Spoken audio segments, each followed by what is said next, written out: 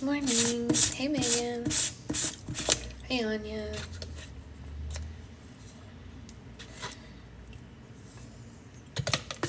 How's it going? Hello, hello. How's the Wednesday going?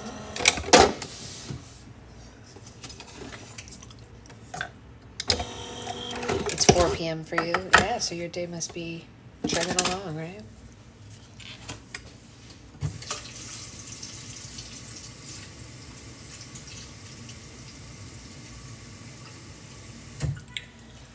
I can't see the clock from here, but it's probably around 8:25-ish, 8:22, something like that.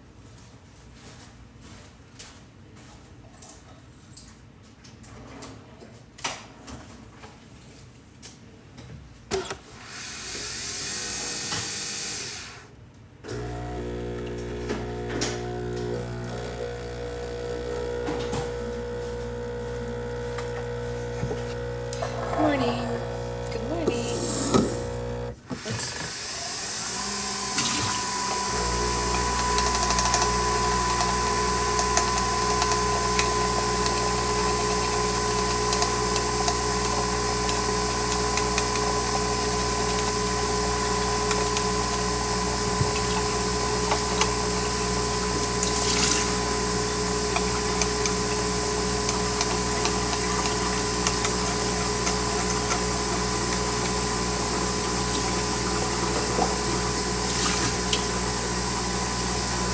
Hey, Liz. We really need to go to the grocery store today. We are running out of everything.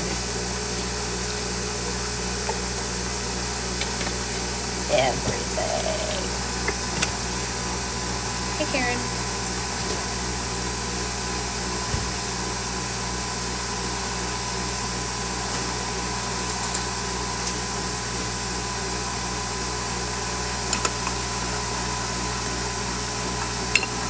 How's it going?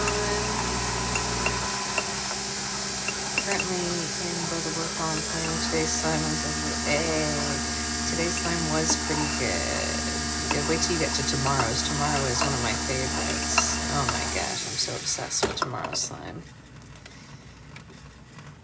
Obsessed. Truly. I don't know. There's just something about tomorrow's slime that really got me good. You know. How are you today? I'm good. How are you today? Today, by request of many people, I started filming one of those day in the life vlog things. And I started filming it this morning. Hey, Gabrielle. I think it's pretty funny already, actually, because like weird things already happened this morning that don't usually happen, but I like went about my daily stuff anyway. Panettone. Oh, you're feeling super pregnant today? Yeah, we have our 31-week growth scan today, so I am also feeling super de-dupes pregnant. You're right. You are right.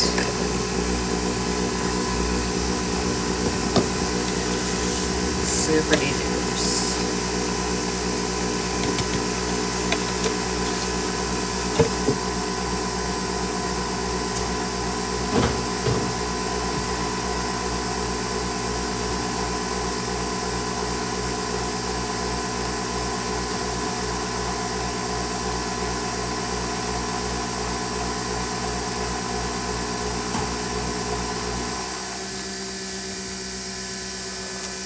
How far along are you, Kelsey?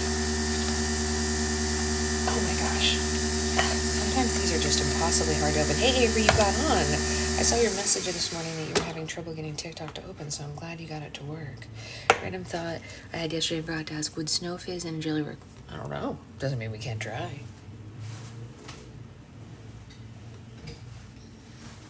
I say we give it a go. I say we give it a go. What's the harm in trying, right? If you remind me, I'll try. Next week, I'll have time to do more experiments, so we can try next week. Yeah.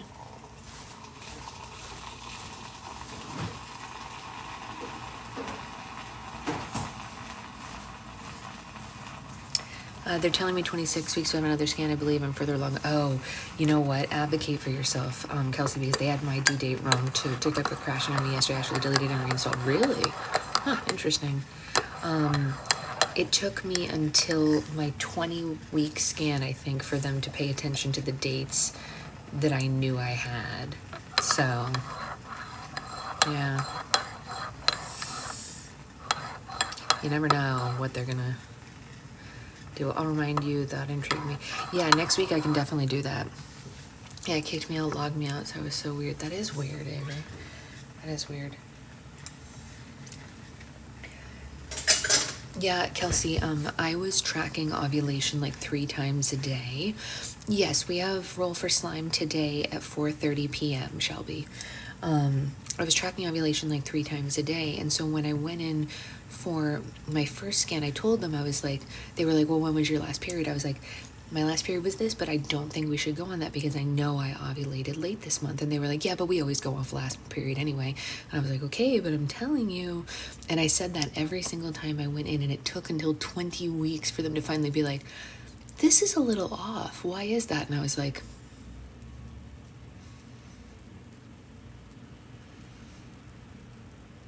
you know what I mean? Like, I was like, I've only been saying it since literally week 3.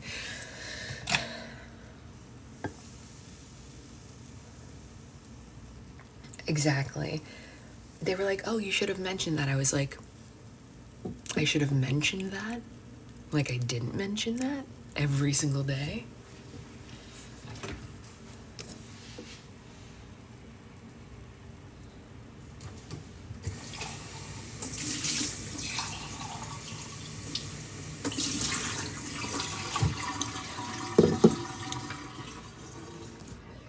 They just, like, the last doctor who said something was like, oh yeah, there's no point in going off of last known period if you know what day you ovulated. I was like, because I had actually said it to that exact same doctor before, and I was like, yeah, I know. She was talking to me like I had never mentioned it before, even though I absolutely had. I was like, all right, great.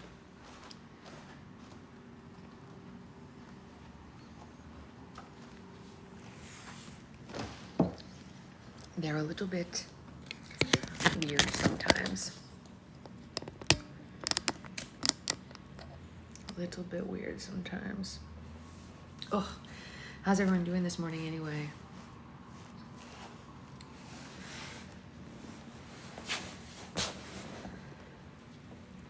Everyone feeling good? I downloaded the Matzo Ball book, so as soon as we're done with this, we'll be able to start that right away because I already pre-downloaded it. Thank you, Lauren. We like it too. It's you know, festive. I think it fits the room nicely, you know. All right, yeah, the matzo ball is already downloaded, so whenever we're ready, we can start that. We're obviously we're 83% through this, so we probably have like 2 days left. This I got tired from yesterday, and now I'll be tired later from today. Yes, just a blanket. Yes, that is correct. Finally on meds, so doing a bit better. Still had the mother-in-law come watch Jonathan so I can rest it. You should rest. Oh, but he's so cute though. Watching him in those videos just makes my heart swell. You're in between patients. Oof. I don't know how you do it, Lauren. I really don't know how you do it. Truly. I don't know. All right, so we are on chapter 28 today. I'm going to give everyone another minute to get in because we are missing some people. Today my patients are stated for testing. So, oh my. Oh, BT Debs, I'll be in LA on Thursday going to a European consulate to renew my passport. Oh, there you go. That's exciting. What do I have on Thursday? I feel like I have something important I'm supposed to do on Thursday, and now I can't remember. But I can't see my calendar from here, obviously.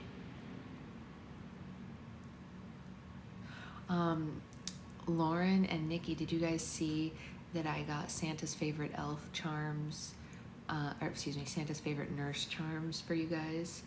They're just extras that anyone who's a nurse who wants one, they're not on the roll list. They're just like things I'll put in for anyone who's a nurse who wants one, but you just have to remind me and I'll put it in your next package. Because, I don't know, I thought they were cute, so I bought them. I showed them last night on live. They're not a part of the roll. I just have been telling everyone since they came, like anyone who wants one who's a nurse, you just get them. Oh, wait, Lauren, what is your delineation exactly? Why did I think you were a nurse too? Sorry, I have the hiccups. Excuse my hiccups. Why did I think that, Lauren? Do we have a different Lauren who's a nurse? Why did I think you were a nurse? An audiologist. Who's the nurse, Lauren? I really swore it was you. Audiologist sounds amazing, but also, I think I missed last night because there was oh yeah, well, you needed to sleep, so, you know, that makes sense. But we do have Grinch Roll for Slime tonight, so that's fun for literally everyone. Maybe the one with the 3 ends, maybe, yeah. Yeah, we do. We have so many. I feel like there is I know, right, Liz? I could have sworn. I was like, we have a number of nurses in our group. You just do ears. Yeah, ears are the worst. Do you like how, like, every time you say it, like when you said audiologist, I went like that, like someone put something in my ear? Someone has to do it though, right? I mean, someone has to take care of them. It's not going to be me, that's for darn sure. Nope. We're being very, so apparently when Secret Husband was a little boy, he used to get earaches a lot and had to go to the hospital for his ears often. So we're going to be monitoring our baby to make sure she didn't get whatever it was that he has, because he has like a different shaped ear apparently, or something. Like the inside, his outside ear is normal, like it looks the same, you'd never know it, but like the inside of his ear like caused some issues, I guess, or whatever. I don't know. Lauren probably knows a lot more about that kind of stuff, but we're going to be making sure that our baby gets checked for that kind of thing so that she doesn't have to deal with all the pain that he dealt with when he was a little boy. Poor little thing. I can't even imagine. Must be really hard. They're just like, your ears are always hurting. Sad.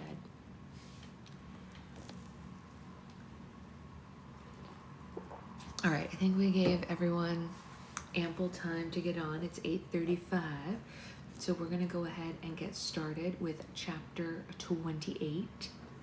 And of course, we will start with our poem of the day.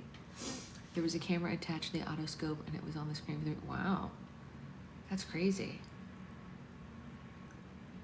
Did I get filtered for talking about ears? Probably, Lauren. I didn't see anything else, but they probably filtered you. They didn't warn me that they were filtering you like they do sometimes, but I believe you because that's all they do. We know that. You know, I have to tell you guys something funny.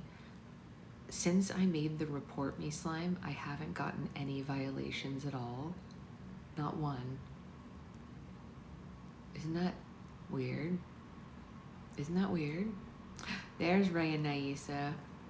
Like, I made a slime that said, like, report me, and I've gotten 0 violations since that happened. So, like, clearly no one's reporting me, which is great, but also, like, TikTok has eased up on me. I was just saying I mainly do hearing tests and programming. Oh, that's so important. That's such important work, Lauren. I have a friend who is mostly deaf, not completely. She has a little bit of hearing in one ear, none in the other ear, and her daughter inherited that, so her daughter has a cochlear implant as well. Precious baby. Oh my gosh, what a joy for her to be able to have that. It makes such a difference in that little girl's life. So important. Her mom doesn't have one, so she had a little bit of a harder go of things, obviously, but her daughter is 4 and has one, and it's really nice that she has one, you know. So, all right, let's get started with chapter 28. I can tell you. So this whole time you just had to make a slime call. Apparently, Avery, right? Apparently I just had to make a slime call, report me this whole time. And everyone who wasn't on, it sounds like it, Lauren, who wasn't on when I joined before, a bunch of people asked me to do like a day in the life thing, so I'm filming that today. So anyone who has been part of the group who was like, I'd love to be a fly on the wall in your like regular day, today is that day. So get ready for that video because it's actually, I don't know, I think it's funny already, but what do I know? Anyway, let's read chapter 28. All was very quiet, not even the squeak of a mouse, while Story tiptoed over the snow to her house. The plan was simple: to sneak in without a detection and go upstairs to hide her hickey-covered complexion. Story's perspective. Slowly and quietly, I closed the front door, my shoulders tense, my body sore, my mind still wishing I was in Cole's warm bed rather than Aunt Cindy's house. It was risky, spending the night with him, but even though I protested at first, deep down, I had wanted to stay. I wanted to have the night with him that we had. I wanted to fall asleep in his arms, and only for him to wake me up with kisses. And when his alarm went off this morning, I was entirely too reluctant to get out of bed. But Cole helped me, encouraged me, and then watched me hop through the snow back to Aunt Cindy's house. And now that I was able to make it undetected, what are you doing? I freeze, my back stiffening from the sound of my sister's voice. Shit. Apparently not undetected. Think of something quick, I thought to myself, and I turned toward my sister, who is on the base of the stairs, looking stiff with her pajamas askew and her ponytail barely tied together. I was just checking to see what kind of snow we got last night. Does this shit ever stop coming down? I see her glance out the window and then back at me, arms crossed. She studies me for a second, causing an acute sweat to form at the nape of my neck, and then she says, "It's winter in the mountains. You can expect this every day." Some of the tension eases between us. I just thought that maybe we could catch a break, I say as I flip my hair over my shoulder. Oh my God, what happened to you? Duran points at my shoulder where Cole bit me last night. Crap. Oh, what? Is it a bruise? I ask, deciding not to play dumb and just own up the mark. Yeah. I nod as I casually let the lies flow. Yeah, this is embarrassing. I was really excited that I nailed the routine yesterday, and I tried to have quite the celebration myself in my room last night and ended up jumping and hitting the mirror on the dresser, and then it crashed down on my shoulder. Holy crap, I can lie really fast.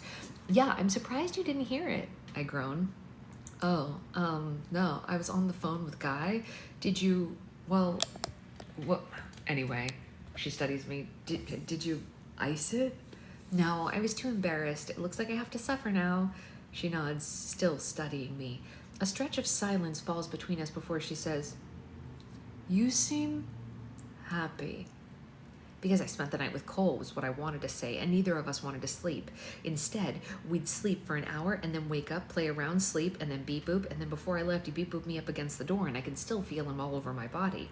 No, I mean, relieved is more like it, is what I actually say, and I lean against the front door as Tehran stays at the bottom of the stairs. I was really worried about that performance and making a fool of myself, so honestly, I'm just glad it's over and we can focus on the last contest. Her lips purse, but she nods, thankfully. Yeah, I'm glad it's over too. You were looking a bit green there for a second, right before you started singing, she says, and lightens up. She heads towards the kitchen, and I follow her just as I receive a text, and I glance at it and see that it's from Cole. Cole, screw them, come back to me.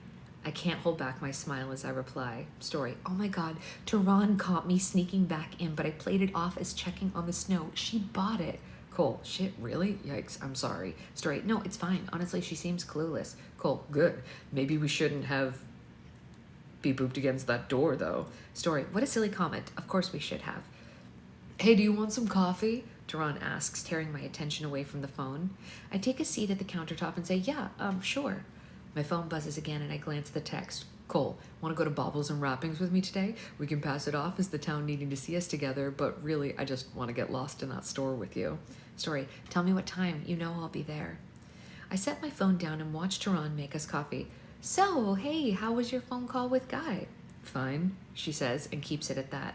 Okay, I think. I was just trying to have a sisterly conversation over here. Yeah, what's he doing for Christmas? He's going to his parents' house. Oh, I reply. He's not coming up here to Kringle? She shakes her head and turns towards me. No, he has nieces and nephews and they do this big Christmas thing at his parents' house. I told him not to bother coming here since we'd be leaving soon. Oh, we are?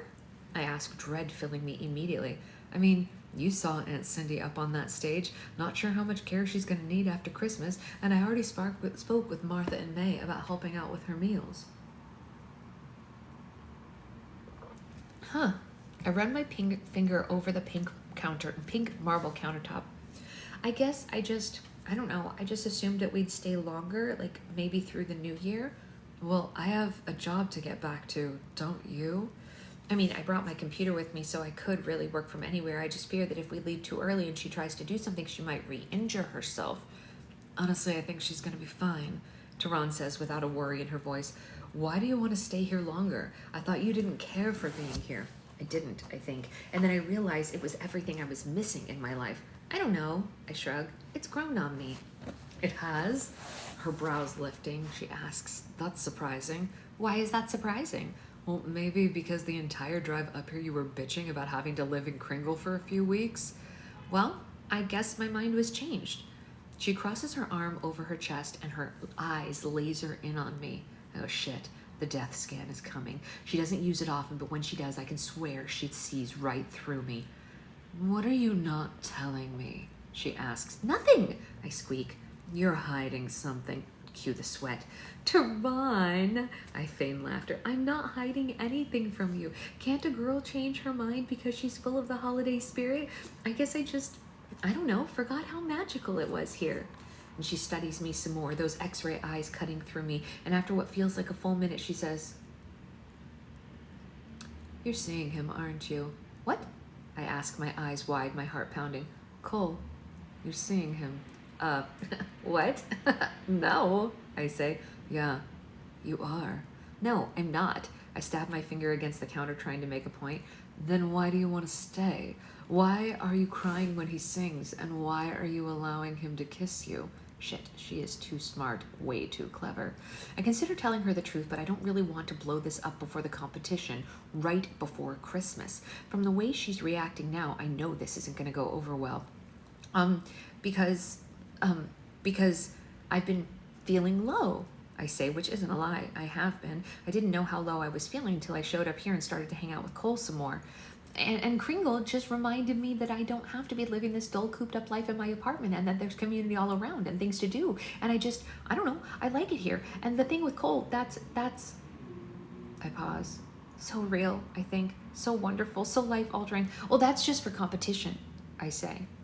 The coffee brews behind her, the fresh, comforting smell filling the kitchen, and she tilts her head to the side and I try to remain cool and calm as I can while I wait for her response.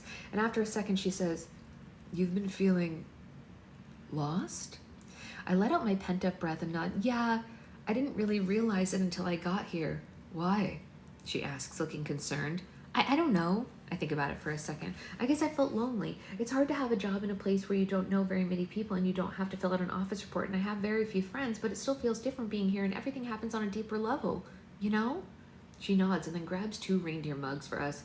Yeah, I know what you mean. I don't have the connection to this place that you do, but I do love Aunt Cindy and I've been feeling nostalgic ever since being here. Jesus, she's talking to me now. I try not to make any sudden movements because I don't want to scare her away. It's why I wanted to help her win this thing. I know how much it means to her, and I know that she's okay. And she was talking about how she's not sure how many healthy years she has left to compete in the competition. So this really does mean a lot to her. For some reason, guilt consumes me. I don't know why. I haven't been doing anything wrong. I have been putting in my best effort. I've been trying to win. Up until this last competition, I was carrying the team to first place. And I'm not that far behind now, but somehow I still feel guilty. Maybe because you're lying to your sister, I think. She hands me my cup and then grabs the creamer from the fridge. I wish Mom and Dad were here, she continues. I know Aunt Cindy really would have liked that. Yeah, I wish they were here too. Once the timeshare happened, though, everything kind of changed. And then we were both in college. I don't know. It just feels like all of us have been letting Aunt Cindy down every Christmas. She must have been so sad without us. She was, Tehran says softly, ratcheting up the guilt that consumes me. Maybe we make more of an effort then. I'll talk to Mom and Dad. I mean, imagine if they were here this year. They could have joined us in on the Mean Girls dance. It would have been so much fun. She smirks. Can you imagine Dad in that getup? You know he would have rocked it. Tehran chuckles. Yeah, he would. And what are we laughing about in here? Aunt Cindy comes into the kitchen leaning on her cane. She's been using that more and more around the house rather than the walker since it's awfully clunky. Oh, Dad in our routine outfits, I say. Aunt Cindy looks between us and laughs. Now that is a sight I would not want to see. I don't know, Tehran says. Could be good fodder for us to use if we ever needed blackmail material. Aunt Cindy gestures to Tehran. Oh, very good point. And now we are switching to Cole's perspective. Text message from Max. Sewing tonight at my house. My mom has everything that you need to learn. Cole, okay? Need me to bring anything like sandwiches or pizza? Max, bring pizza and stop at Prancer's Libations for some cans of cider. I think we're gonna need it. Cole, that doesn't sound promising. Max, if one thing takes you down, it's gonna be this sewing stuff. I pocket my phone just as I see Story walk up to me on the corner wearing one of her lighter jackets and decked out in a scarf, winter boots, and hat.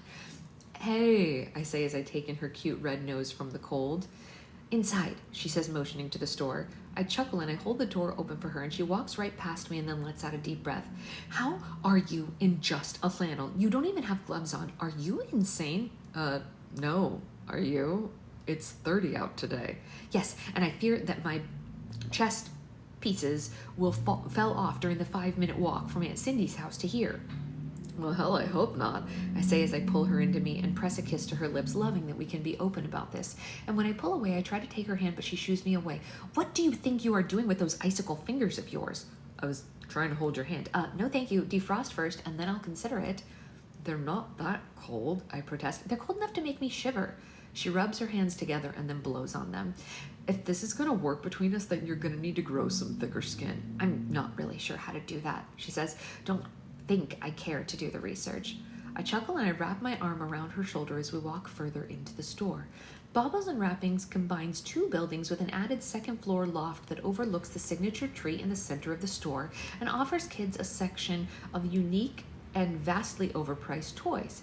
The rest of the store has rows and sections of specialized gifts tailored to Colorado, trimmings and decor for every Christmas lover, packaged baking mixes, wrapping paper, and even some Christmas dining ware that has grown in popularity. And the Dankworths, well, they're always walking up and down the rickety wooden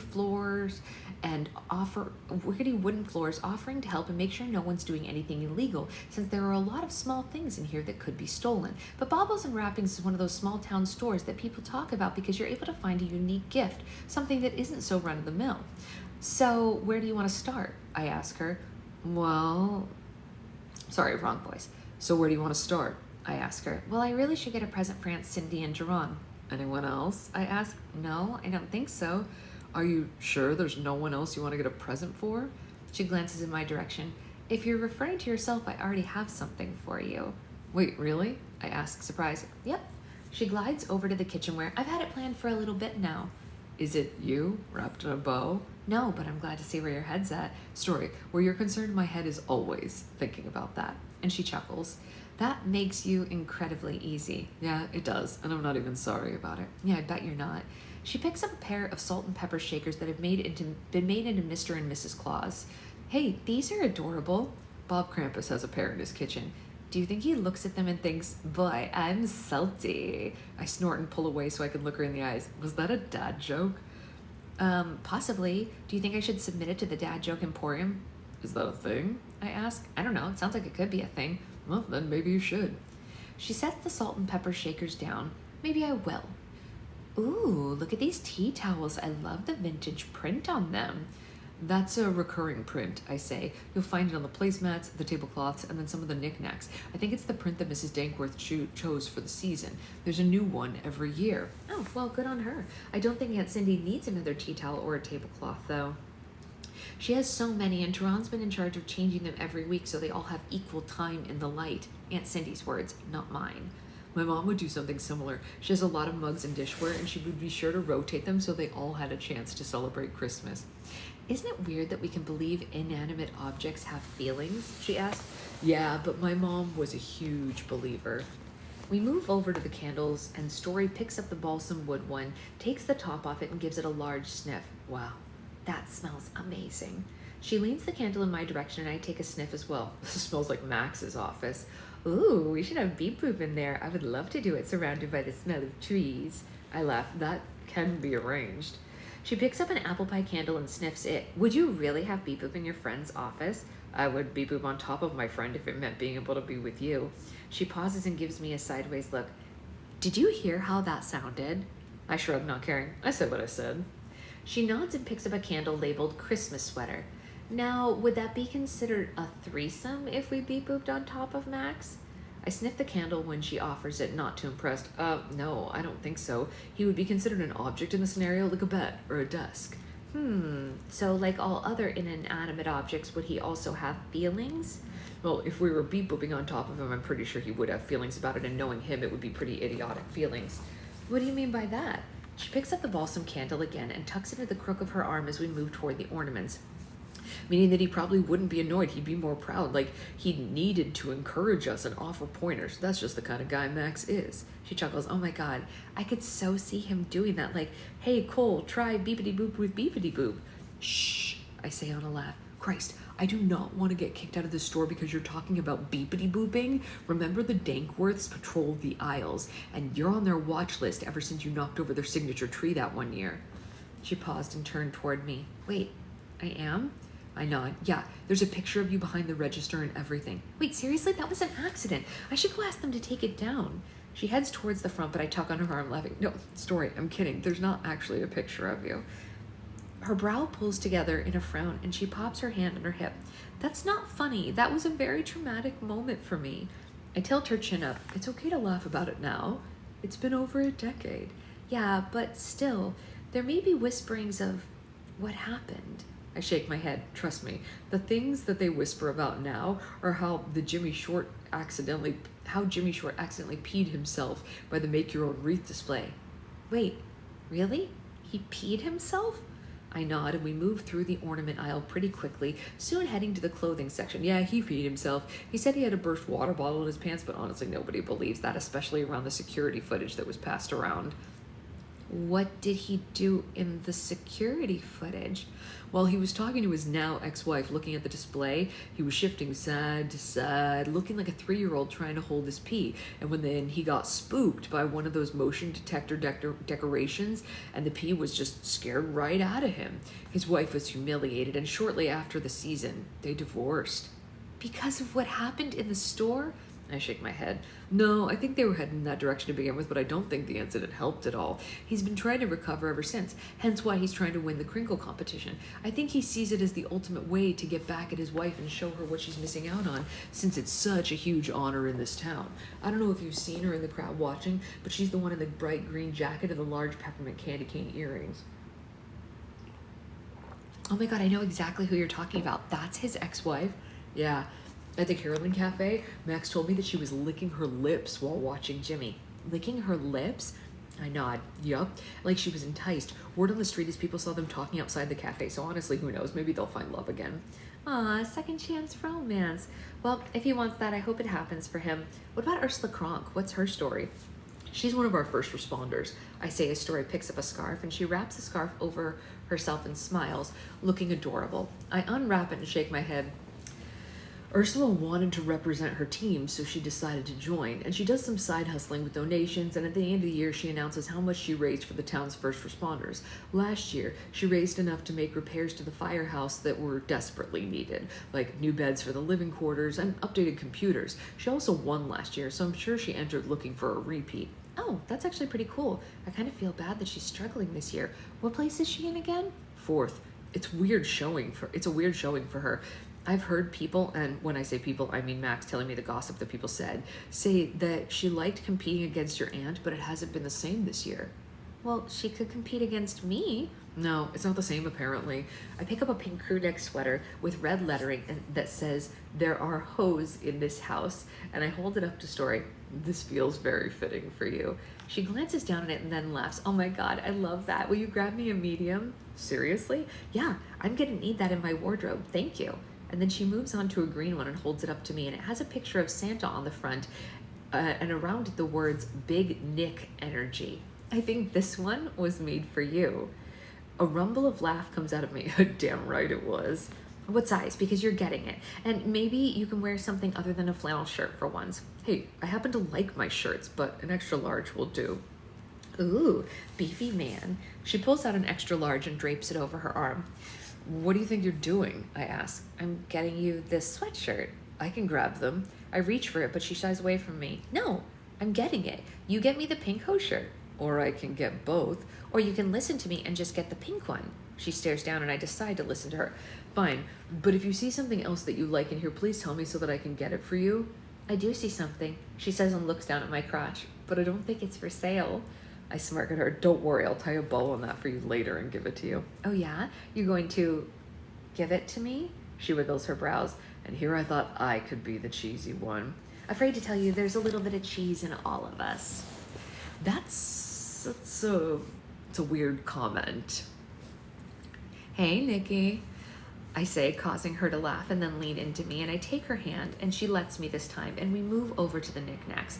Okay, so what about Beatrice? She's in last place, right? I feel like there has to be a story about why she's doing so badly. I don't think there's a story there. I just think she doesn't get it. She kind of follows her own taste and people might not like her eccentricity. Not to mention, she totally messed up her scene from Die Hard. I think it was embarrassing for everyone to watch. Yeah, you're definitely right about that. And her caroling performance was from a horror film. I swear I can still hear her monotone voice. Yeah, it wasn't her greatest moment. She's a hell of a veterinarian though. Bob Krampus swears by her wart removal. Wait, hold on. You said she's a vet? I nod my head slowly. Yeah. A cute wrinkle forms on her nose and she tries to comprehend. So why is she removing warts from Bob Krampus? Well, from what I've heard, the first wart was an emergency visit and no one was around to help but her, so she treats his dangler, as he calls it. Oh, God, no details, please, she shivers. How do you even know that? Well, he's left multiple Google reviews and people around town talk. He always talks about it during the summer when he's wearing his Hawaiian shirts. He shows off his elbows and tells us tales of how she's helped him. That is so TMI, but also Bob wears Hawaiian shirts during the summer? Yeah, because Santa's on vacation. Oh my God, she laughs. You honestly can't be serious. No, I'm very serious. He goes all in. What's gonna happen when he's, too old? Oh, his son has been training for decades. They have a son? She asks. Yup. I pick up an angel tree topper and flash it at her as a suggestion for a present. She shakes her head, so we keep moving through the store toward the ceramic villages. Yeah, his name's Bob Krampus Jr. He works one of the stalls. Really? Which one? The wooden toy stall. He carved every single one of them, calls himself an elf. Oh, goodness, she chuckles. That family really went all in, didn't they? They did. I nod. They really did. But that's why they're so well loved in this town. They're the glue, the ones keeping everything all together. So yeah, BKJ will be taking over when it's time, and we've already all been assured that he'll be able to fill Bob's boots. You call him BKJ? Everyone in town does, even Bob and Sylvia. Look at me, I'm learning all the different towny things, and here I thought you were a bit of a recluse and wouldn't know very much about them. We head over to the vintage section of the store where the Dankworths resell antique Christmas items that they found at estate sales or have purchased for cheap off of eBay. The only reason that I know half the shit I do is because of Max. The guy never stops talking. He always comes into the barn in the morning when I'm feeding the reindeer and informs me of what he heard the day before. She presses a hand to her chest. Is Atlas the town gossip? Yeah, he's one of the biggest. I say, picking up a doll. Ew, and this thing is creepy. Oh my God, she snags the doll from me and looks it over. This is Felicity in her original blue holiday gown and pink stomacher. Holy shit. What? I ask. Story hands me the sweatshirt and candle that she was holding and looks over the doll. Pearl necklace, dainty shoes, and a blue satin ribbon and a pinner cup. This is it, Cole. This is really it. I swallow nervously. What are you talking about? She shows me the doll. This is Felicity in her holiday outfit. I can see that, but who the hell is Felicity? Are you really that dense? She scoffs. And apparently I am. She's an American Girl, Cole, one of the originals. And Aunt Cindy doesn't have this doll. She has all of them. Addie in her plaid tartan. Molly in her velvet dress. Even that bitch Samantha in her plaid taffeta. But this would complete her collection. I scratch the back of my neck. Your aunt collects Dolls? Oh, yeah, she collects them. She has a room full of them, and guess who's been sleeping in that room? You? I ask. She nods slowly. Yep, I've been sleeping with them all staring at me. But you've beepity beep booped in front of them, I say, thinking about all the dirty things we've done over the phone. And I'll be honest, Cole, I wasn't proud of that. Story. You need to be more precise with your cutting, Tehran says. They're going to pay attention to that. To how I hold my scissors? I ask. Come on, Tehran. No, she's right, Aunt Cindy says. They'll judge everything during the Super Santa speed round. Not only does this include your present wrapping, your ability to create a joyous Christmas card, and your stocking making abilities, but they also look into how clean your workspace is, even the way you hold your scissors and you smile when you create your masterpieces. They have eagle eyes and watch every little thing, especially the Dankworths. But this is paper cutting, I say. And it needs to be precise. Tehran hands me another roll of wrapping paper. Do it again. I can't believe I left Cole to come back here and be berated. I should have gone with him to the farm to check on the reindeer, but no, I was trying to be a good sister and niece and practice. Well, the minute I stepped through the door, Tehran tossed bags on the ground with a clunk and dragged me back into the dining room where she set up a practice station for the Super Santa speed round. I was having so much fun walking around with Cole after baubles and wrappings. We went back to the stalls since I didn't find anything for Tehran, and I wound up grabbing her a wind chime that I know she will love. It's made of wood, and it makes a subtle sound when the wood pieces knock together rather than a high-pitched tone. It's easy to untangle when the high-speed Colorado winds come flying in. And after that, we shared a brat, grabbed a cookie from Warm Your Spirits, and found a couple of chairs where we talked some more. Tanya gushed over us the entire time, especially since Cole wouldn't let go of my hand, not that I wanted him to. He asked me if I wanted to slip through the back door of his house, and I was tempted, but after a conversation I had with Tehran this morning, I knew I was on thin ice, so I opted to just go back to Aunt Cindy's house, and now I'm being told how to cut wrapping paper. The guidelines are there for a reason. You need to follow them, Tehran says. Yes, follow the guidelines, Aunt Cindy parrots. Okay, I say. Sorry. No, it says gushed. It says gushed. It doesn't say rushed. Tanya didn't rush. She gushed, apparently. Yeah. Okay, I say as I slide the scissors along the pre-printed guidelines. But what if the wrapping paper they provide doesn't have guidelines? Oh, it does, Aunt Cindy says. That's one of the things they watch for. Okay, I drag out. Now, are we sure it's going to be a regular box that I have to wrap and not some weird shape? No, it depends, Aunt Cindy says. The first few years it was a simple box, and they saw who decorated it the best. And then last year, they gave everyone a hexagonal package, and we had to figure out the angles. That was very hard. That doesn't seem like fun. No, it wasn't. Aunt Cindy plops a hexagon-shaped box on the table. We're going to practice both. Oh, joy. I sigh and I take a seat in my chair, working on wrapping the box. I can feel Tehran's eyes on me the entire time, and when I finally look up at her, I say, "What?" You just seem reluctant to practice. I'm not. I am, I think. I want to be over at Cole's. It would be great if we could practice together, like we did with the candy canes. That was so much fun, but sitting here with my aunt and my sister hovering over me, not so much fun. Then why aren't you cheerful? Tehran asks. You're not cheerful either. You're more regimented at the moment. Well, someone needs to be. Honestly, you spent hours in town today, and the last contest is coming up soon. We need to be prepared. We're 5 points behind, and we have to take first in this next one, and Cole needs to come in last if we have any chance at winning.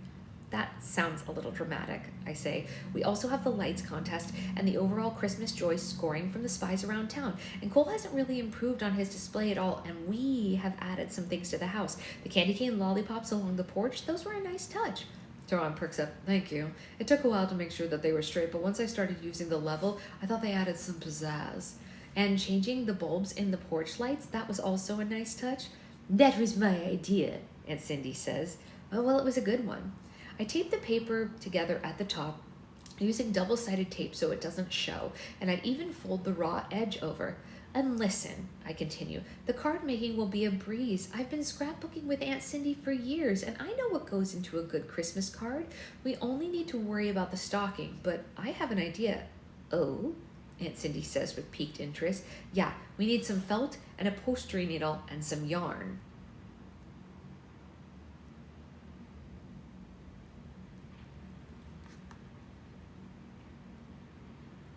Dun dun dun.